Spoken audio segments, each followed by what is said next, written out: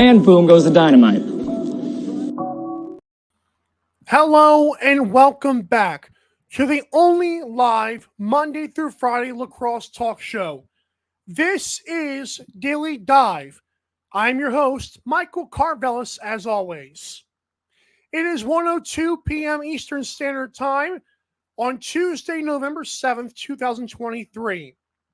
Hope you guys are enjoying yourselves, whether it be lunch, work, whatever. Just waking up, that'd be good too. But thank you for tuning in nonetheless. Support the show by visiting our sponsors and everything else by going to Daily Dive Lax on social media and clicking the link tree in our bios. There you will see the Our Store tab. When you click the Our Store tab, you'll see our awesome merchandise. And don't worry, remember December 1st is a new logo, and that means more merchandise is in store for you. Trust me, this thing looks good on shirts and everything else. You're going to love it. I promise you. On today's show, we're going to talk about the first two unboxed teams. Yeah, that was quick. Well, the NLL has announced their two new unboxed teams, and we're excited to show the logos that, of course, have been put out in case you haven't seen them yet and see which one's better. Also, I will talk about how this is the last year on ESPN Plus for the NLL and what I would like to see the broadcast be next. Where should it be? Also, we'll talk about Matt Rambo's holdouts, and the New York Riptide announced their second ever captain, and he is in rare company. First thing I'll get to is this. The Tampa Bay Snowbirds. This is pretty cool because we've got, remember they were talking about on the NLL Unboxed, this new youth program that's, well, it's not youth program, it's to help grow the sport in areas that might be an expansion team, if we're being quite honest. By the way, the announcement was read on the website, but that's the way that I took it. And so I wanted to get to this because I feel like it's a very good thing for the NLL. This logo is very impressive. It's got some awesome features to it. In fact, I'm going to go ahead and pull those up now because I feel like it's worth talking about and explaining. So this is straight from NLL on Instagram, but of course you can find us on Twitter as well. The Tampa Bay Snowbirds, here it is. The Gray Jay, that bird thing. The annual migration of frozen northerners to Florida's Gulf Coast isn't exclusive to humans. In fact, all sorts of animals, including this Gray Jay, the national bird of Canada, a warmth-seeking, inner-tube-relaxing, lacrosse-playing Gray Jay, migrates south during the winter months. So there you go. It's a Canada bird and migrates south. So that's pretty cool. As for the taste of Florida, you'll see the orange sunshine. So it says, it wouldn't be Florida without an abundance of sun, water, palm trees, and clear skies. If that wasn't Florida enough, the state fruit in orange can be seen bobbing in Tampa Bay. And of course, the typography fonts. Colors help bring a sense of warm and cold to the brand. The white and gray help bring the cold, representative of where humans and birds migrate from, while the orange in Tampa Bay help evoke the warmth which the everyone is seeking. Wow, so apparently they did not type that well. I just found that out. That is my first time really reading that last part, and did I read that wrong? Maybe I'm stupid here. While the orange in Tampa Bay help evoke the warmth which the everyone is seeking. Oh my God. Okay. I'm not gonna harp on that, but that is a very bad typo. I know they probably typed it up quickly, but come on, guys. You had one job. I mean, it's a good looking logo, I have to admit. But yeah, that's the Tampa Bay Snowbirds. The fact is, it's there, it's here, and that's what we're getting into. It's one of the 9 cities / brands to be announced. Now, it is also time to show you about the other thing that was announced. This also comes from NLL on Instagram, and here it is. It is the Ottawa Electrics. Now, this one's more of a low-key good logo, because I didn't really know what that creature was. So I want to read what this is all about. The electricity, and that's like those yellow things shooting out, obviously. Canada's original high-tech capital, Ottawa was home to indoor electric and incandescent lighting. Is that iridescent or incandescent? Okay, I don't know those words. Incandescent lighting, as well as an electrified urban transit system long before most other North American cities, which I did not know. Thus, making the Canadian capital the bright beacon of innovation and progress. Hello, Grow the Game. Now the Pegasus, which that explains the creature. It is believed in Greek mythology that this winged horse, Pegasus, was chosen by Zeus to carry his lightning and thunderbolts into battle. Not only that, but this horse nods to the time when electricity and trolleys did not exist in the city of Ottawa, and the means of transport was by horse. I dig that. The typography, like the graphics, the font that they used, consumed with electricity and lightning, this typography dawns a bright yellow, helping brighten up the city name. Looking closely, Ottawa is infused with many jagged edges and sharp cuts, closely resembling lightning bolts, which carry roughly 1 billion joules of energy in a single strike. I like it. That one you kind of have to read about to figure it out, but I do like the concept. So again, this is the Ottawa Electrics, courtesy of @NLL on Instagram. That's where I got this photo from, but of course you can find it all over across their social media teams. So there's that. We're also getting a third installment of these things, so that'll be fun to look at as the days go by. But obviously right now, we're having fun with this, and I'm just very excited that we are announcing these things. The other one, I'm not going to show. It's a yellow thing. It looks kind of like I can't tell what it is. I'm not going to speculate. It's like yellow and blue. Maybe it's St. Louis, Salt Lake City. I don't know. I'm not going to speculate, but it looks cool. It looks very interesting. I like the designs are like, you can tell they're done by the same designer, but they're also, the concept is explained nicely. So it's not like they went on Fiverr and just paid someone $20 to do it. Like, these things look legitimate. I like them. Like, someone custom designed these things, and they put a lot of thought into them, and that's a big deal. Okay. When I come back, we're going to talk about the latest transactions in the National Lacrosse League, and that would include Matt Rambo's holdouts. Uh-oh, what's going on in Philadelphia? A team that I actually like this year. But yeah, interesting stuff on the other side of this show. Don't go anywhere. I know you won't.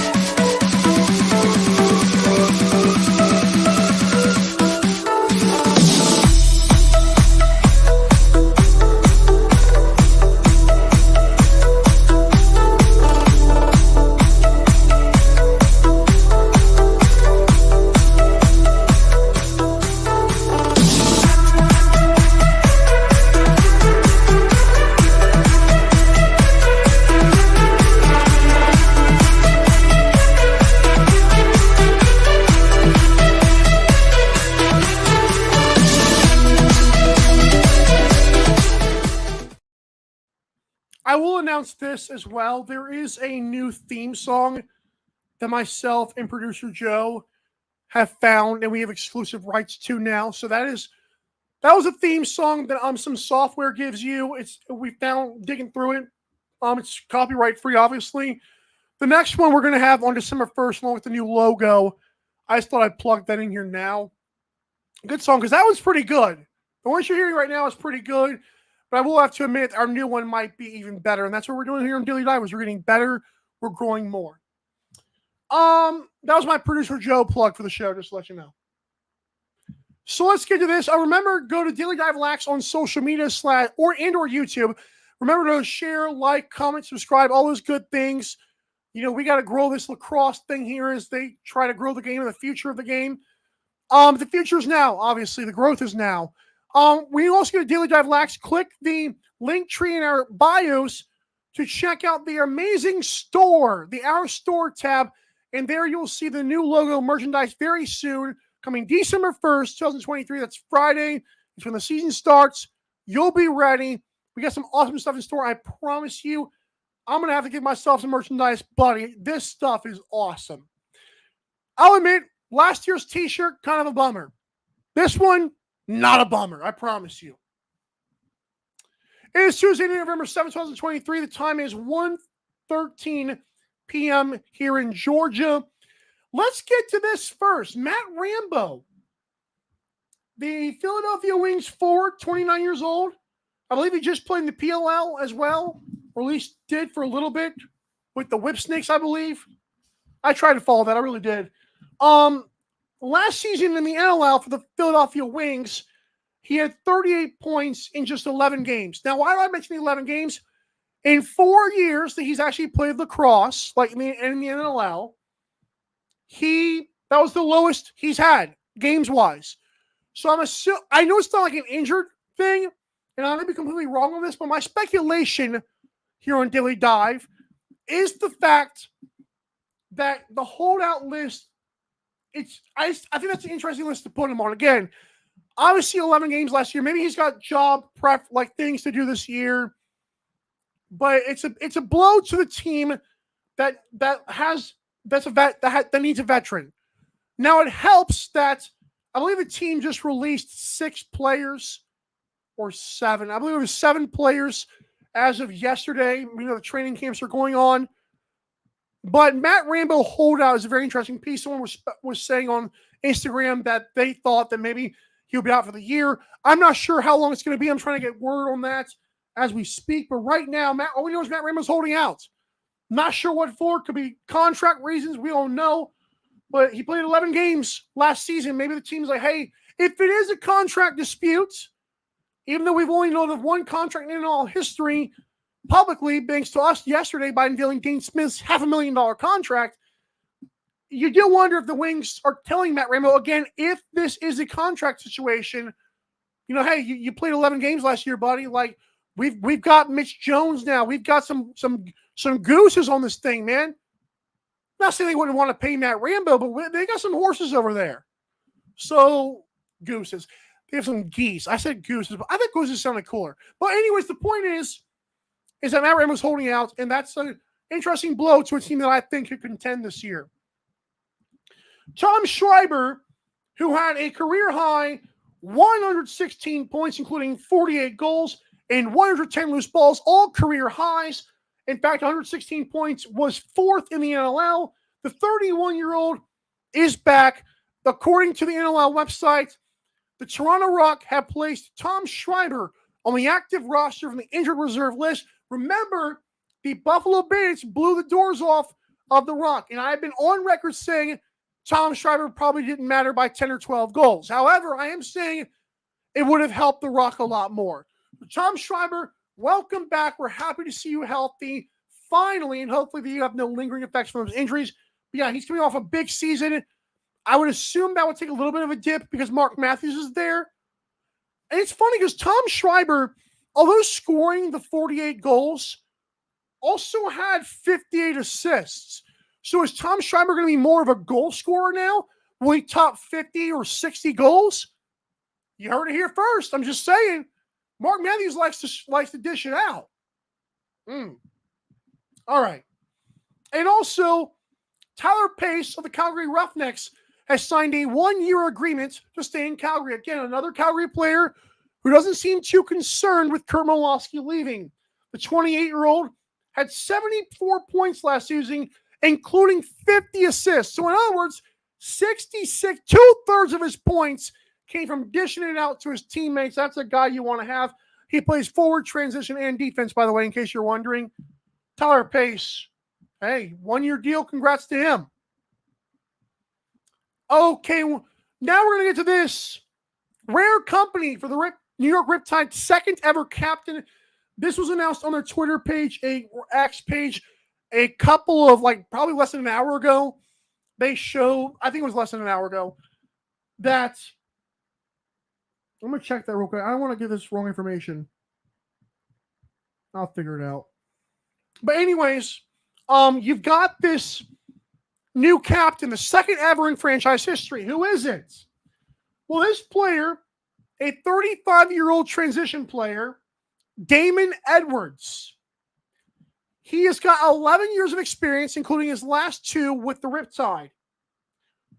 Again, the second captain in franchise history. And check out the Rare company. So the stats are 6 assists, because obviously he doesn't do much of scoring. That's his points. He's got 6 assists.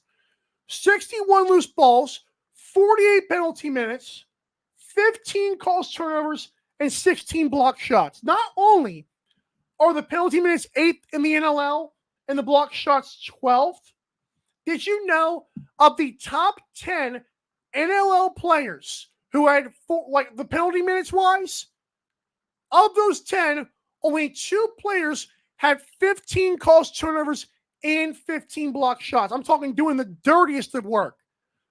You know who that was? Steve Priolo, defending champion and Bennett's legend, and Damon Edwards. Those are the 2.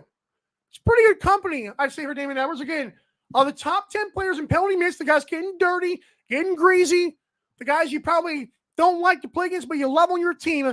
Of those 10, 15 call turnovers, 15 block shots, Damon Edwards, Steve Priolo. Bingo.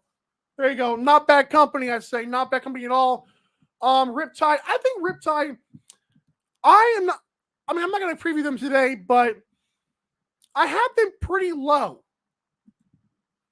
And adding Mitch Wild, adding some other pieces, and adding Holden Cotoni, who we had on the show last year, having this awesome defender, hey, Riptide might make the turnaround.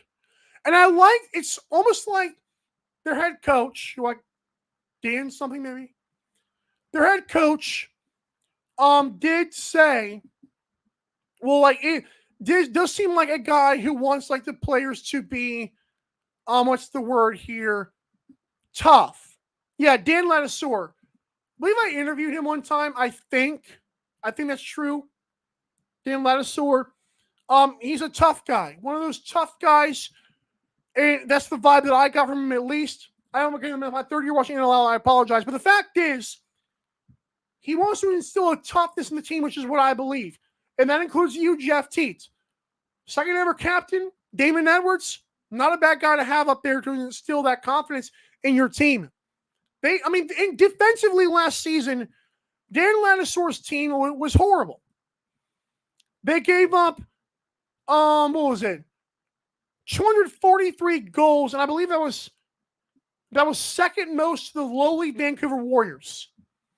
That might be why they were outscored by 42. That might be why they were 5-13.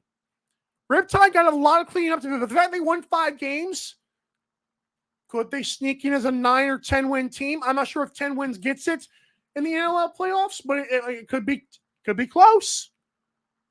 I might have to look at my power rankings again. Interesting stuff here. All right. We're talking NLL here on Daily Dive. Don't go anywhere. When I come back, I'll wrap it up with this. The broadcast is in its last year's contract of ESPN Plus for the NLL. What does that mean? And what should happen next in terms of that? You'll want to hear me. Trust me. We'll be right back.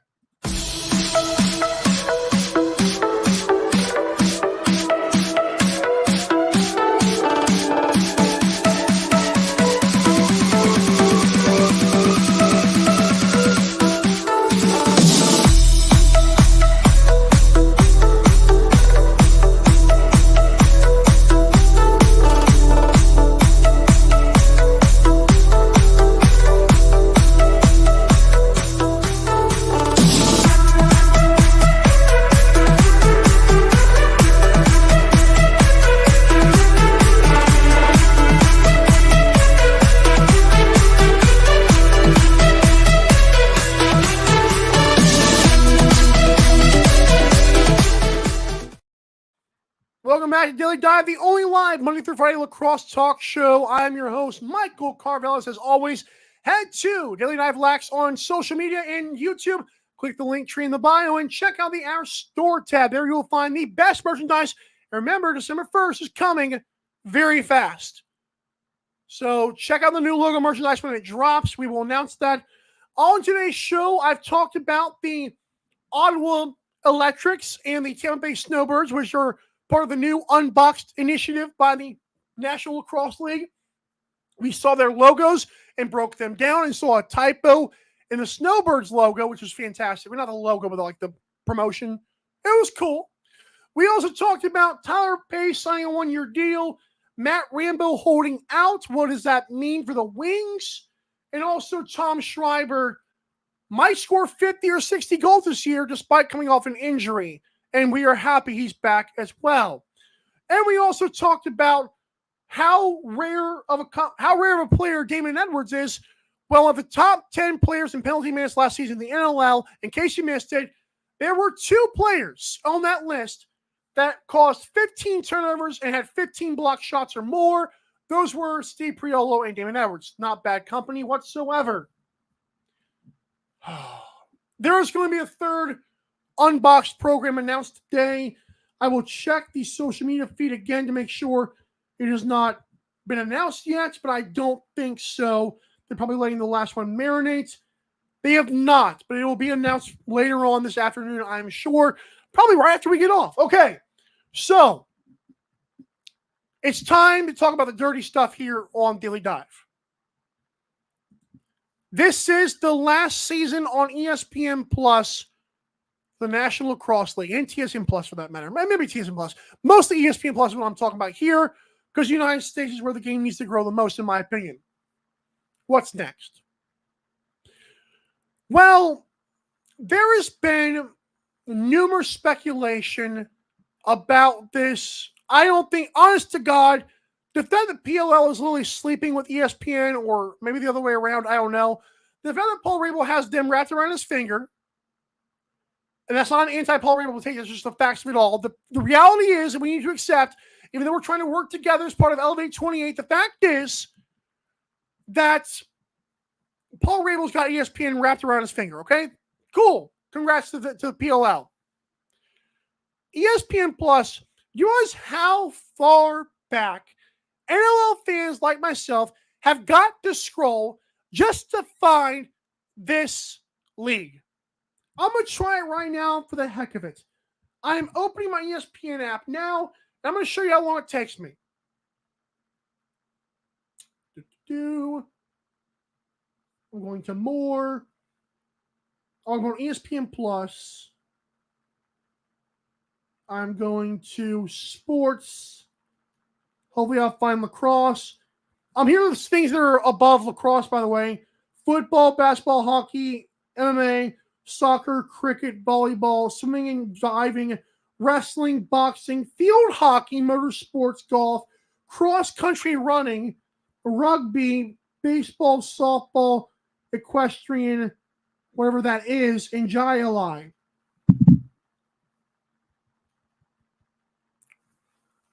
The season is less than a month away, and we have no clue. Like, we know when the game starts, but we can't, like, have it ready on our phones yet. Okay. Obviously, ESPN does not give a hoot about this league. Maybe that'll change, but the only way I would keep this league on ESPN platform is if we got way more linear games. I'm talking ESPN, ESPN2, ESPN News, ESPNU. I swear that's my last resort. The point is, ESPN Plus probably ain't cutting it. Profit-wise, it can't be. What is the platform everyone loves to use right now? I know they have a bunch of ads unless you pay for their stupid service. But what does everyone use? What did Justin Bieber get famous off of? YouTube. Okay. I'm aware the league probably is not on board with that as a like inside, like the higher ups. they need to be. Because YouTube, I know they don't have much subscribers at all. They don't really post a lot either. Like, I'm sorry, Teddy and Pat. I love you guys, I really do. No one's watching Coast to Coast. They're not doing it. It doesn't do them any good. There's other podcasts out there like ourselves that can get the guests that Coast to Coast gets. Stream your games on YouTube. There has been word that the Minto Cup, for the first time in forever, the host city, I believe they profited or something like that. The fact is, YouTube is the way to go. And I know that wasn't on YouTube, but make it more accessible. Because obviously right now, having us dig through ESPN Plus is not working. It's not working. People are on their phones. I'm always on YouTube. I would like to think I'm part of the younger audience the NLL needs. Hey, go on YouTube. It cannot hurt for a year, right? I promise you it'll pay off. It has to. The way this league is growing, you've got to put these things on YouTube. You've got to. I forget if the college box lacrosse thing was on YouTube. I think it was. I was having a blast on there. That was so easy to watch. Cooper Perkins out there calling the games. I think Pat was with him. I could be wrong. But it was a great time for the NLL. And then turns out that was nothing. I really believe the NLL would benefit a great deal. And then I believe the companies would come to them now. You'd probably have Peacock, don't do that. You've got Amazon Prime, don't do that either. You'd have ESPN saying, hey, we'll give you linear. The audience will come, I promise you. So what's next? I don't know. What should be next? I think we all know the answer to that.